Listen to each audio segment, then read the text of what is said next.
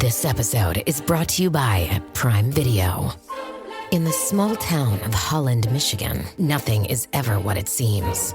Behind the tulip festivals and pretty houses lay dark secrets that threaten to tear a marriage apart. Nicole Kidman stars in this darkly twisted thriller about a wife and mother whose quest to uncover her husband's secrets may get her more than she bargained for. Holland, streaming on Prime Video March 27th.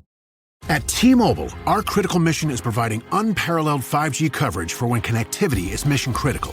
Introducing T-Priority, America's best 5G network experience for first responders, even in times of congestion. More capacity, faster speeds, better coverage. T-Priority from T-Mobile, built for tomorrow's emergencies, ready today. Discover more at t-priority.com. For qualifying organizations on eligible rate plans, coverage not available in some areas and may be impacted by emergencies.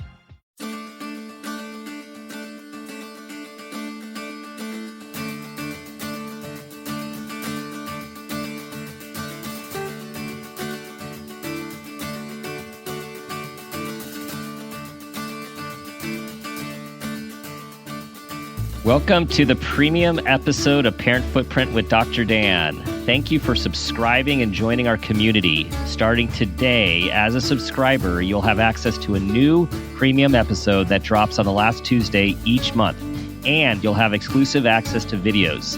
For premium subscribers only, every month I host a new Parent Footprint Sitting Down with Dr. Dan episode where I answer your listener questions about parenting, mental health and wellness, being human, and much more. And you'll meet our podcast producer and audio engineer who are parents and will alternate joining me monthly. Today, in our first episode, please meet our producer, Laura Rossi.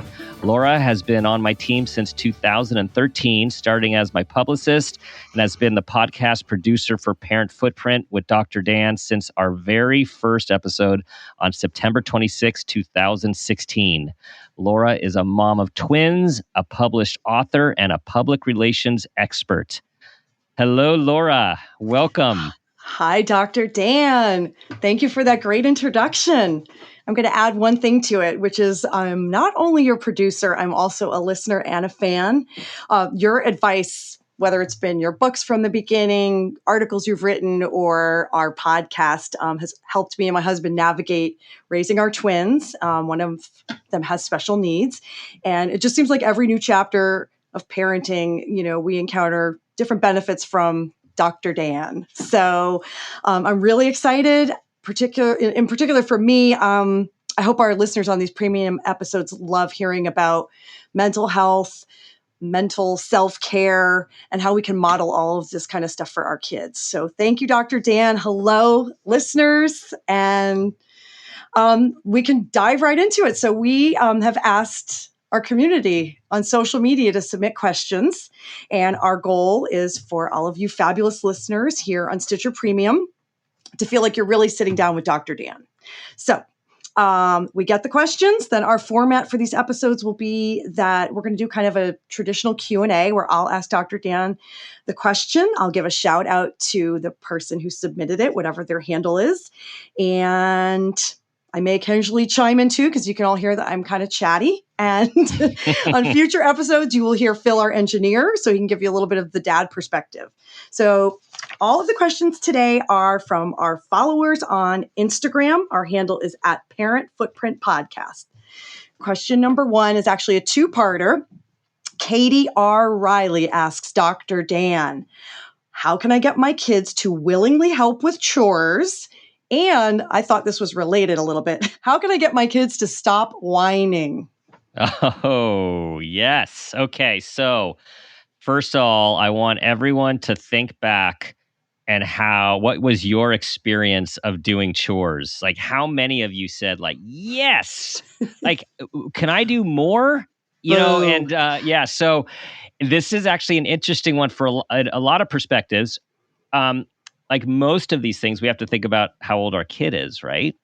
And I think it's much easier to start this process young, knowing that in the preteen, adolescent years, we're going to have some regular pushback. But when our kids are young, they want to be like us. They want to contribute. They want to do mom and dad stuff, right? Like they want to help rake the leaves. They want to help fold clothes. They even want to do dishes. They might even want to clean the bathroom and scrub the toilet. I'm talking to little Send those kids to my house.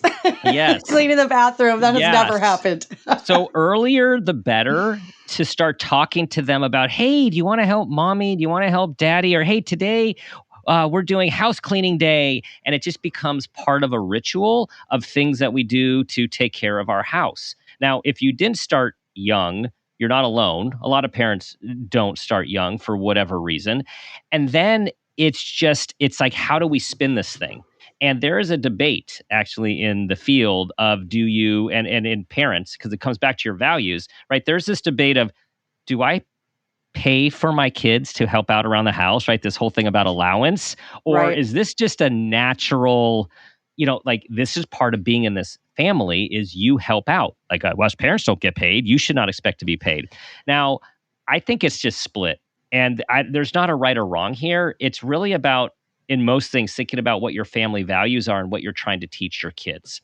So we also, though have to think about, as the kids get older, they would much rather be doing other things. So some amount of pushback is regular. And I think we have to do our best not to pounce on that and get triggered by that as much as possible.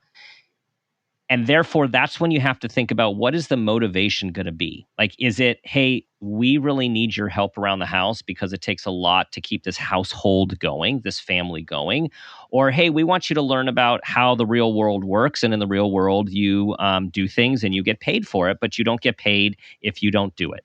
So just know, start with values, then work your way to some possible incentives if that's what you need. And I just say start as early as possible, because it is good for kids to have to contribute to the house that way and see that they actually make a difference. What did you do? So our twins they just graduated high school, but I do want to sort of confirm that starting young helped us get into a habit of chores. And then when we introduced an allowance, we did it separately as kind of a separate, sort of part of being in the household, that we're going to give you this until you can be having your own job and earning your own money. But one thing we struggled with, Dr. Dan, was we started trying to do chore charts when the kids were little, and then lists. And we realized that if we set up a routine that had assigned days, so Saturdays, clean your room and do at least one load of laundry. And then we had the kids on an alternating schedule of, whose night it is to do the dishwasher. If we made it really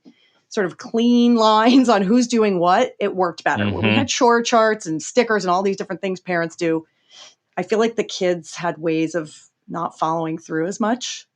Yes, that's a really good point, because what happens is it also is complicated for us. So when we set up these systems that are so elaborate, it means we're giving ourselves more work, because now we have to follow through for those systems to actually work, because our kids look to us just like they would to teachers, right? It's like, well, you assigned it. Aren't you actually going to give me the points and give me the credit? Exactly. Chores are supposed to take the work away, right? Not make more work for us. So that's where we kind of fell into a rut. That's a good call. And before we get to the whining, which of course is so related to this and more, it is. It's reminding me of a talk I went to several years ago at a conference, and it was some university, might have been University of Kansas, was presenting on what makes the happiest families, and And I went at a time when our kids were all young, and we were trying to figure out all the behavior and all the rules, and we had all of these things on our kitchen window too, all of these charts and all of these things, and I don't think they were really working so much. And so the main conclusion of this study that they presented on was the happiest families have the least amount of rules. And I'm sitting here thinking, oh my gosh, I don't even know how many rules we've instated. So and funny. And so it's about, and in my experience of doing this job and being a parent for a while now, is it really is about values. Like, you do have to have rules, but we really want to try to fall back on values of, like, how do we contribute as a family? How do we treat other people? Like, how do we show up? And then save your rules for as few things as you need to. Like, there's a curfew, right? I mean, as your kids get older, there's stuff like that. But I think this is to your That is point. great How do we keep this advice. simple? Yeah, that's very freeing, actually. Values versus rules. It's really kind of two different buckets. Um, Mm-hmm. and before we get into the whining piece, I just want to say when you were kind of giving some examples in the beginning of your answer, I think that idea of kids contributing and having pride in their role in the family, particularly in our house where we have a special needs child, I mean, that is priceless. That's a life lesson that Mm-hmm. I can't even like put any value on. If I were to Mm-hmm. try to compensate with an allowance, it's just, it's off the Yeah. charts because Yeah. it's that pride of contributing that I matter. And I think that Mm-hmm. really is a building block for self-esteem for kids. Totally. And resilience, because as you know, we did a podcast with Dr. Kenneth Ginsburg on resilience, and he's a renowned international resiliency expert. And he created the 7 C's of resilience. And one of the C's is contribution. And the whole point is to show people that they do matter, exactly what you just said. So, That's so cool. See? Look at right? that. So now there's resiliency in this as well. Dr. Laura, I'm kidding. Dr. Laura. Not Yeah. Dr. Laura. No, it's all Dr. Dan. But I do like hearing as a Yeah. listener, and I hope the listeners listening right now, it's just that even Dr. Dan, who's our expert, you had to kind of figure out the nuances of what worked for your family, which is cool because we all think, everyone else has got it done perfectly. And that's a myth. That's a myth. Yeah. So right. that's cool. So whining. Yeah. Let's talk about whining. Exactly. Whining. Yeah. So whining. Okay. Now, some kids do whine more than other kids. That's true. So, but first let's start out with, a lot of times we have to start with this place of acceptance and this place of try to come to these things with neutrality, because a lot of kids' behaviors are they're trying things on, right? They're trying on, what works? How do I express myself in a way where I get responded to and get what I need? And even if I don't like what I get, maybe what I get is still better than not getting anything at all. So we're trying, when we can think, pull back the curtain, we want to think about, what is our child trying to communicate? Now, to be fair, some of these behaviors, like whining, do turn into habits. And what we want to try to do is, what's the behavior we're trying to cultivate? And in this case, I would argue that the behavior we're trying to cultivate is how to communicate in a way that is not, I'm trying to think, there isn't another name for whining. I think everyone knows what whining is, right? I know. I mean, I feel like in an older child, it might be complaining. Yes. Yes. I mean, but for younger kids, whining is such a universally understood term. But in older kids, it's kind of complaining or being a little negative is what I think about, when I think of the older version of stop whining. I think you're spot on. I think you're spot on. And so what I think we don't always do as parents is explain to our kids why we are parenting or responding in a certain way. We just sort of stop whining, or don't talk like that, or you're not going to get what you want if you talk to people like that. And if you're a child, you don't really know what that means, particularly if you unfortunately happen to have a whiny tone, which does exist as well, just from a voice perspective. Oh boy. Yeah. So we want to help our kids understand, hey, you know what? So the way you're saying this to me, it sounds like what people consider whining and complaining, as opposed to just telling me what you need or what you don't like. So it's okay for you to tell me that you don't want to do this, but let's try to do it a different way. Let's practice a different way of telling me. For example, tell me you don't want to take out the trash, and I can totally understand why you wouldn't want to take out the trash. But then we need to talk about why I do need you to take out the trash. And we really want to be sure, as much as possible, not to shame our kids, because a lot of times our reactions unintentionally are shaming. You sound ridiculous. Oh my gosh, you sound like name it. Then our kids just internalize feeling bad. And what I would argue is we want to say, hey, you know what? Let's try saying that differently. I really want to hear what you have to say, but can you tell me in your regular voice? Can you say it to me differently? And then when we look at sort of behaviorism is all about, do we reinforce a behavior or not reinforce a behavior? If our childs are continuing to whine or complain, and then we do respond, we're actually reinforcing that behavior. Even if we're responding negatively, Wow. we're still, So they're getting attention, even if you're getting it's attention. okay. Yeah. So do you think, particularly with younger kids, should parents practice that little inner count to 10 and, breathe through your maybe, real human emotion of that's annoying Yeah. me, and do that Yeah. quick breathe and then try to talk in a neutral voice, especially for the Yes. younger set, just because I think Yes. I joked that this question related to the chores, but I do think when you're giving a kid a directive and that's their go-to response, right? They're communicating a lot of things, maybe trying stuff out to see what they can get away with, maybe starting a habit. So it's up to us to Yes. reframe it. Is that what you're saying? So yeah, I think it's a okay. really good call, because so often, I mean, we're all living our own lives, and we might be a little fried and not have a big reservoir, and it's easy to be reactive, and also to react in ways that maybe our parents reacted to us. And it is True. taking a Yeah. pause, like you're saying, and taking a deep breath and trying to reframe it. So I understand you don't want to do this. Can you tell it to me in a way that you think that I can hear it? Or can you That's tell me in a way where I feel like I'll want to respond to what you're saying? that's really actionable too. I like that because Mhm. I do think, we're all human. End of the day, you're hearing the whining, and one of these exasperated responses is giving attention to that behavior that you don't want to reinforce. So take the Yes. breath. I'm going to use this even with my 18-year-olds. And then Yeah, say, it applies what are you for all saying? ages. What do Yeah. you mean Yeah. you don't want to Mhm. carry that big, heavy box in for me? Let's sort of Yes. see what you're really saying. So, Yes. Yes. okay. So I'm hoping our All right. Whining is gone. All whining whining is is gone. gone. We It's gone. solved your Yeah. problem with Yeah. Yeah. whining. Yeah. So, Yeah. all Good right. luck with So it. moving on, we Mhm. have another listener and follower on Instagram, and it's MZ Dolan or Ms. Dolan. And this one actually kind of intrigues me when I think about what the core of the question is, because having a special needs kiddo, it kind of triggered some stuff for me. So Mhm. this person is asking for strategies to help their 3.5-year-old with self-emotional regulation.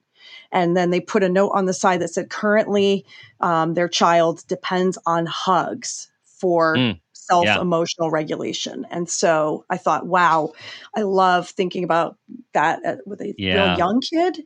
And then I Yeah. can certainly see how that's grown through the years for our 18-year-old who's got special needs. For 'Cause sure. For sure. With lots of kids, people with special needs, um, there is the growth curve of emotional regulation. Right. That's one of the things that anyone who has a special needs family member or works with kids with special needs knows, that self-regulation and being able to soothe oneself and manage one's behaviors and emotions, it's hard, and it's a process. Um, and would you say? I guess actually, Laura, I'm going to throw one back on you for a second, because we're having a 3.5-year-old. What would you yeah. say, because you have twins, of your experience of this, the individual trajectories of different kids' ability to self-regulate?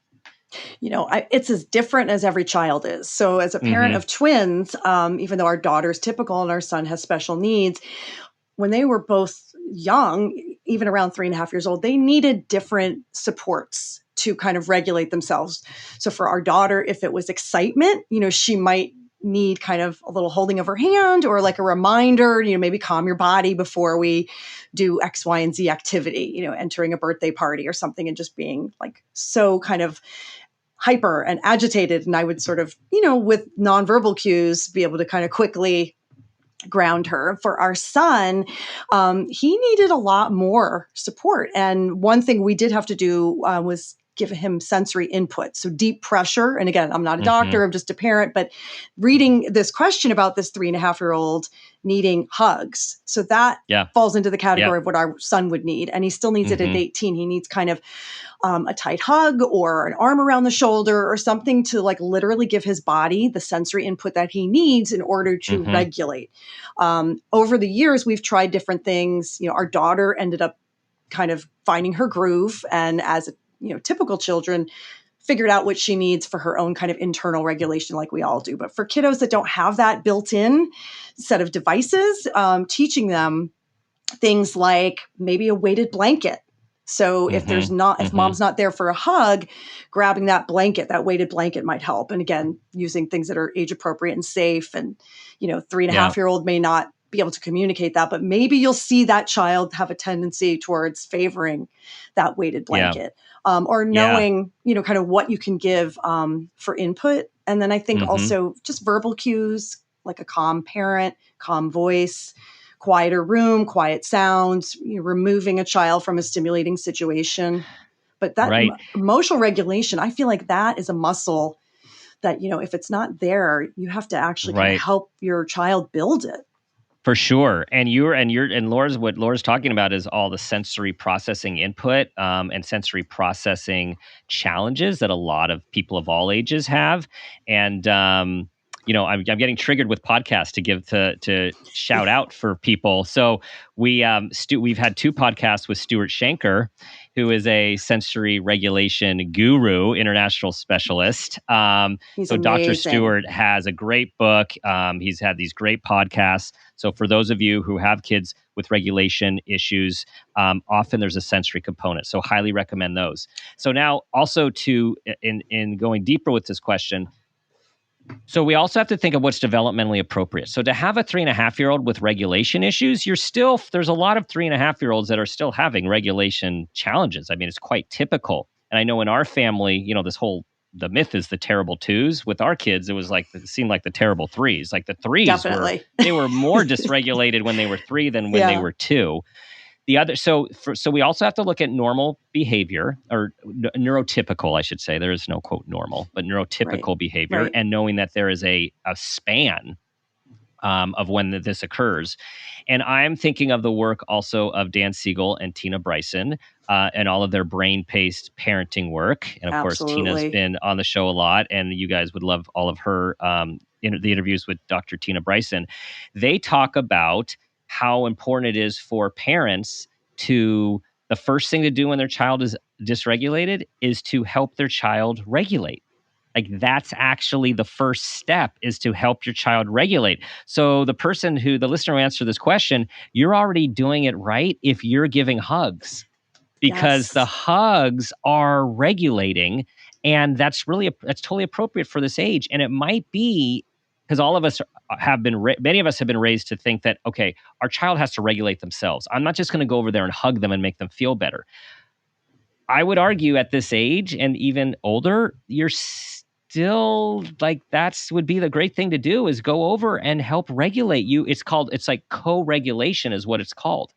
So you're co-regulating with your child, and over time, whether it is through a sensory toy, a sensory blanket, learning to take timeouts, learning to take deep breaths, through co-regulation, you're helping your child learn to regulate over time. So I guess what I'm saying is, don't rush it. You don't feel you need to pull away the co-regulation strategy when that's something that works, because for some kids that doesn't even work. They're still really upset and dysregulated. Yeah. That's great advice, actually. That kind of goes back to, every child is on their own developmental journey. And so for this parent, it sounds like there's a range where this is, completely appropriate and age appropriate. Some kiddos, are reaching these milestones a little bit later. But, eventually that 3.5-year-old will be a 4.5-year-old that might be starting to practice some self-advocating. Like, can I have a hug, or I need a hug? And so, but I love that idea. I've never heard that about the co-regulating. And that's probably newer stuff, that we just didn't hear those terms in our parenting journey. But we did not. No. That's really, I think, wise advice. And then, just know it's going to change all the time, right? Yes. I mean, that's constant. as kids get Yes. older, this need for how they're regulating is also going to change. So hugs are working Yes. now. It's, holding Yes. hands might work later. So And it rarely changes when we want it to or the way we want it to as parents. but it does. Exactly. But it does. Yes. That's great. Yes. I feel like I'm getting permission for things, even now that I can apply. Like I said in the beginning of our chat today, Yeah. it's just, I think being open to learning as a parent is one of the best tools and resources you can bring to your journey as a parent or a caregiver. So we have one last question. And this one came in anonymously, so I don't have a username. And this is for a little bit of an older age group. And it was framed as post-pandemic question. When should I allow my teenager and his or her friends to start taking day trips again?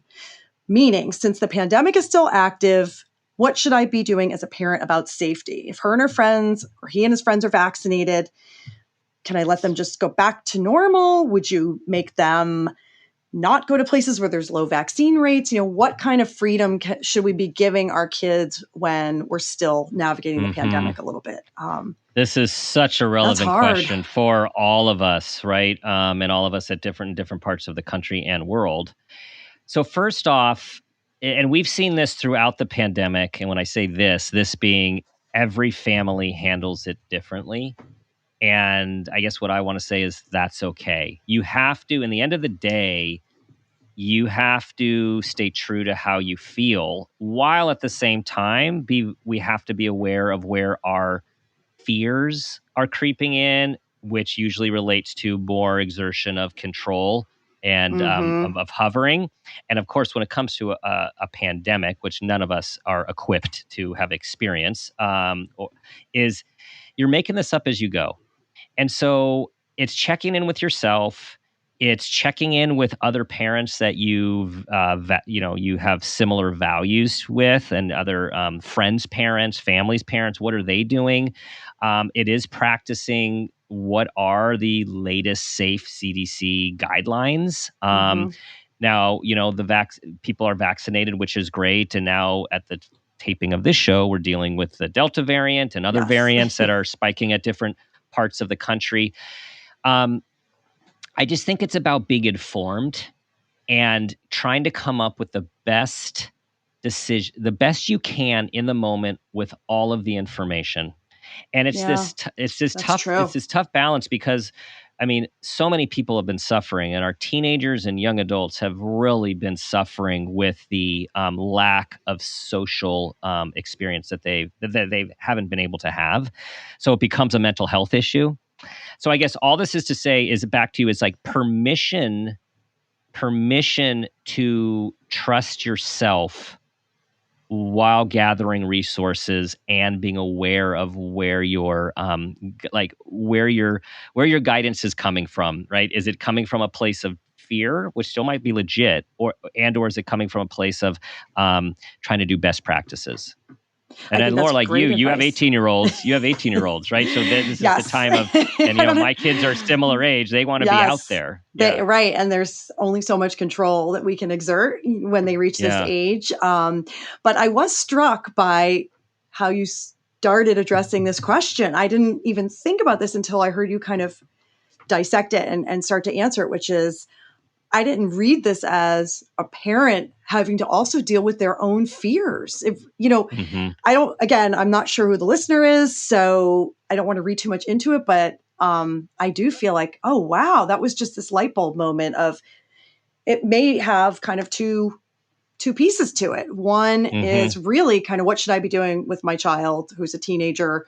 I want this, boy or girl to, have their experiences, but there's a little subtext as I'm just reading it again, that this is also coming maybe from a place of fear of the parent, and rightly so. It's we're coming out of a pandemic. Legitimate. Totally legitimate. So I want this listener to, not feel like we're calling him or her out in kind of a negative way. But I am thinking we all have to always kind of come from a place of what's best for our child. And sometimes we don't even realize, maybe this person who sent the question didn't even realize that it's coming from a little place of their own fear. I think following the Right. And CDC guidelines, like their kid or kids are going to be fine if they're doing what we know now, what the guidelines are. So maybe this is more about making mom or dad, or, if it's a grandmother or a caregiver, feel better about what they're deciding. Well, right, because we parents don't Yeah. want to screw up. Like, we don't want to mess up. And again, when our kids are smaller, we have, a lot of control over what happens or doesn't happen to them. And as our kids get older, we have less and less control. Although I think we feel just as responsible when they're out in the world. And so I guess I'm seeing this question as something that's just part of, as most of our long-term listeners know, a parent footprint, which is everything comes back to our own parental awareness of where we came from, how are we feeling, what are we bringing in the situation, what are we reacting to, and it applies to all situations, and including a pandemic. And what makes it harder in the pandemic is there's like real scary stuff that's been happening for a really long time. And it's this whole layer of the unknowns that are out there. But all of us, I think you and I, Laura, we've talked about this at separate times with our own parental anxiety and worries. Like, I don't know a parent who doesn't worry about something or worry about their kids. The key is, how do we separate the worry as being, is it something that's something that we really need to pay attention to? Or is it something that it's more about our own thing than our kids' thing or the situation that's out there? And it's, so again, I want to be clear, like, this is a really tough situation when you're dealing with a pandemic, because we do know that even vaccinated people are still getting COVID. Now, the good news is they're usually okay, but like these risks are still out there. So I just think, especially with teenagers who want to get out there, this is a tough call, and it's just looking at all the elements to make your best shot, your best decision. That's great. Oh, that was unexpected, just to kind of like what I heard from that versus, when the question first came in. But it does go back to what we say at Parent Footprint, which is, we have to deal with ourselves as individuals, because we are passing down how we live and what we're modeling. And so even when it comes to a legitimate fear, making sure, kind of checking ourselves too, is it really more about your kid or you? So, that's kind of an interesting thing to think about for a future episode, maybe. Yeah. And to take it a step, I mean, just to continue the conversation, I think particularly these are at least teenagers, I'm guessing by the question, and how it's so important for us as parents to communicate to our kids with respect, because they push back against our authority. And if we have to have legitimate, like, it really helps if you have a legitimate place you're coming from, or you can have the conversation of like, I just want to tell you what I'm struggling with. Like, I know all your friends are going, I know it will probably be fine, but let me just tell you what some of the stuff that's going on there. And I had this conversation literally last week with one of our kids about who's very informed. But I say, like, here, let me tell you some other things that is making us just a little concerned about this situation. Right. And we've heard this, and we've heard this, and we've heard this, and this is just coming out of this, and this is coming out of this. So it's not as clear cut as some people are saying, and that's what's giving us some pause. And then if you can engage in a dialogue and a problem-solving conversation, it actually can, it goes back to your values. It also can like solidify a relationship instead of have a relationship breach.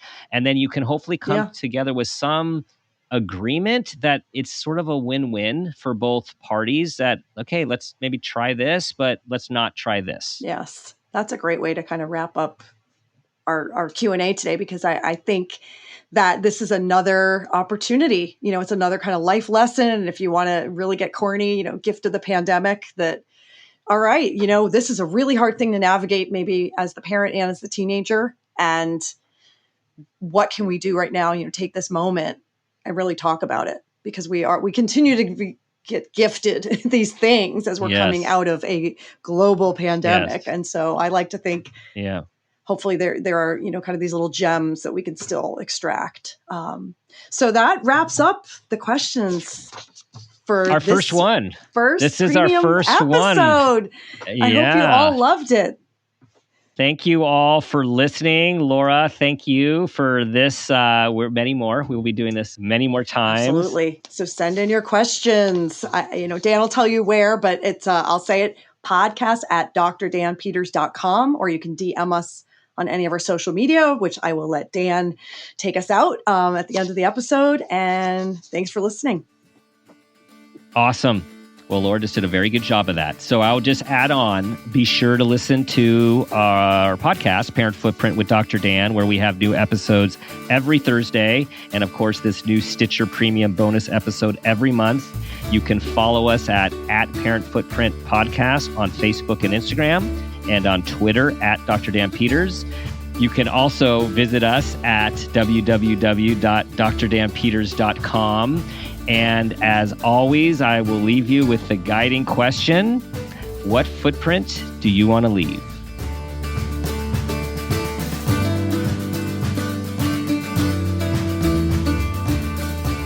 This has been a Peters and Rossi production. Parent Footprint with Dr. Dan is produced by Laura Rossi. Our engineer is Phil Rossi. Theme music is Mountain Spring High, composed and performed by Gabriel Lewis. Artwork is by Garrett Ross. Follow us on Instagram and Facebook at Parent Footprint Podcast, and on Twitter at Dr. Dan Peters. If you are an advertiser interested in advertising on our show, go to midroll.com/ads. For more information, go to exactlyrightmedia.com. Listen, subscribe, and leave us a review on Apple Podcasts, Stitcher, or wherever you get your podcasts.